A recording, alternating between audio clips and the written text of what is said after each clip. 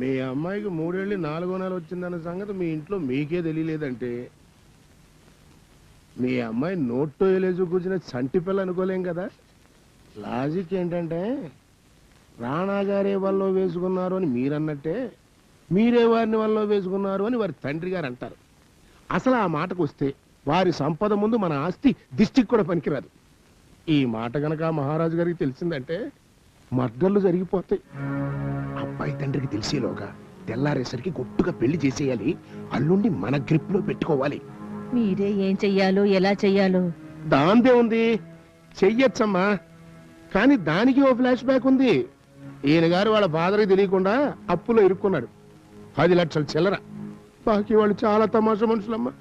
కోర్టుకెళ్ళి Yagi చేయరు, కాలో చెయ్యో తీసేస్తారు, మొహాన్ని పెట్రోల్ పోసి జుట్టు మీసాలు కాల్ చేస్తారు. బాకీ మరీ పెద్దదనుకో హెడ్ కోసి హ్యాండ్లో పెడతారు.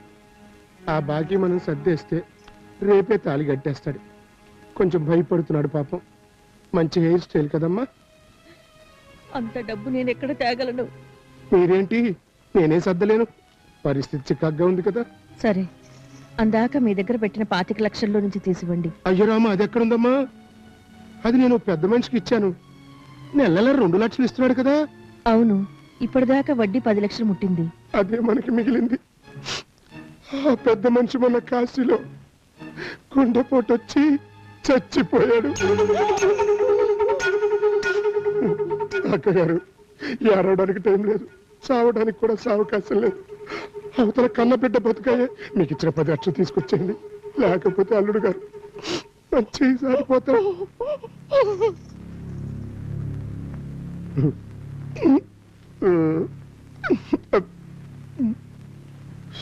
10 లక్షలు కొట్టేసి 10,000 ఇస్తావా? నీ బుర్రతో పాటు నా కష్టం కూడా ఉంది. ఏంటే నీ బోడి కష్టం? నువ్వు కాబట్టి 4వ నెల, అదే నేనైతే 9వ నెలకు తెచ్చేవాడిని. తాళి కట్టనంటే నేను కడతా. ఈ గిరీశం చక్రం ఎటైనా తిప్పగలరు. పిచ్చి వేషాలు ఇవ్వక జాగ్రత్త. సింగిల్ డాక్టర్కి సోలో అల్లుడివి. పీక్కు తినడానికి ఈ కొంపలో బోల్డ్ శవాలున్నాయిరా ఎదవా. రానా, నువ్వు పేచీ పెట్టావంటే నీ సంగతి మొత్తం మీ నాన్నగారికి చెప్పేస్తా. మా అమ్మాయి సంగతి ఏమైనా సరే పేపర్లో వేయిస్తా. అది కాదంటూ నీ ప్రాణానికి నా ప్రాణం అడ్డయ్యా. రేపే ముహూర్తం. అమ్మా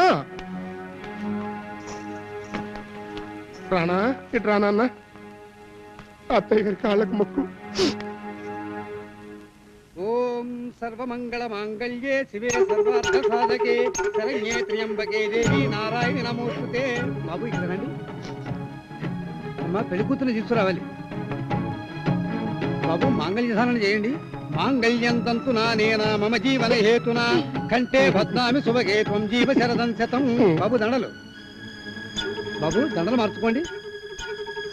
శతమానం భవతి శతాయుః పురుషస్యేవేంద్రియే ఆయుష్యేవేంద్రియే ప్రతిష్టతి.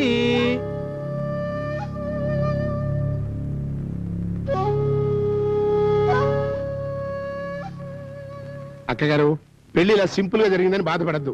బారసాల భారీ ఎత్తున జరిపిద్దాం. ఆ పెద్దరాజావారు మనవడి కోసం కాళ్ళబేరానికి వస్తాడు కదరా పెళ్లి కొడక.